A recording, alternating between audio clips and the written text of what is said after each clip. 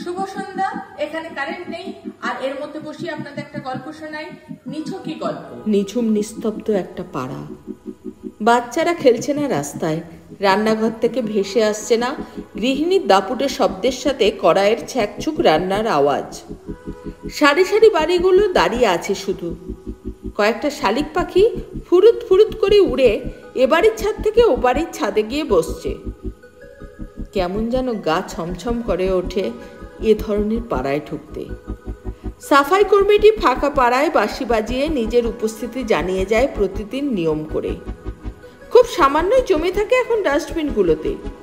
মহামারী শুরু হওয়ার প্রথমটায় এমন লাগেনি, তারপর যখন ঘরবন্দি করা হলো সবাইকে, তখনও এতটা ভয় করেনি। লকডাউন নিয়ম করে 5টার সময় বারান্দায় বেরিয়ে হাততালি, বাসন বাজানো অথবা ঠাকুরের ঘন্টিটা বাজানো। প্রথমেই হাসির রোল উঠল দেশের শিক্ষিত সমাজে, তারপর বিদ্রুপ, বিক্ষোভ। শুধু প্রথম 7 দিনের পর থেকে রেল লাইনের ওপারের বস্তি থেকে কিছু না বুঝেই অনেকে চলে গেল দূরের গ্রামে।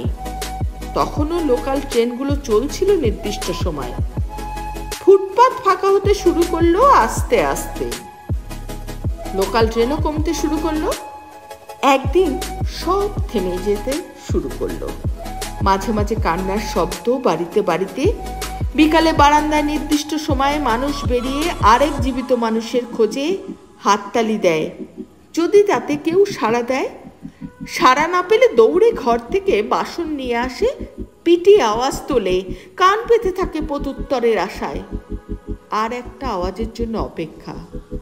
কোনো শব্দ কানে এলে মুখে হালকা হাসি ফুটে ওঠে। যাক, আরও কেউ আছে তবে তারও মতো এখনো পৃথিবীতে জীবিত। এক চিলতে হাসি নিয়ে ঘরে ঢুকে বিছানায় গা এলিয়ে দেওয়া। সরকারি সাহায্যের ওষুধটুকু জল দিয়ে খেতে হবে এবার। খাবার, জ্বালানি 3 দিনে একবার করে দিয়ে যাচ্ছে এখনো। বাড়িতে জীবিতের সংখ্যা গুনে গুনে সরকারের পক্ষ থেকে। এখন শুধু অপেক্ষা পরের দিন 5টা বাজার। আবার হাততালি দিয়ে, বাসন পিটিয়ে, আওয়াজ তুলে বারান্দায় গিয়ে জীবিত মানুষের অস্তিত্ব খোঁজার।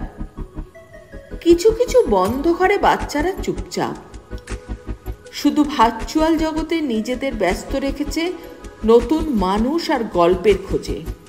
সময় পেরিয়ে যাচ্ছে, আর কিছুদিন পরেই সব ঠিক হয়ে যাবে। আশ্বাস এসেছে, আর কয়েকটা দিন বেঁচে থাকতে হবে। সরকারের পক্ষ থেকে আশ্বাস এসেছে।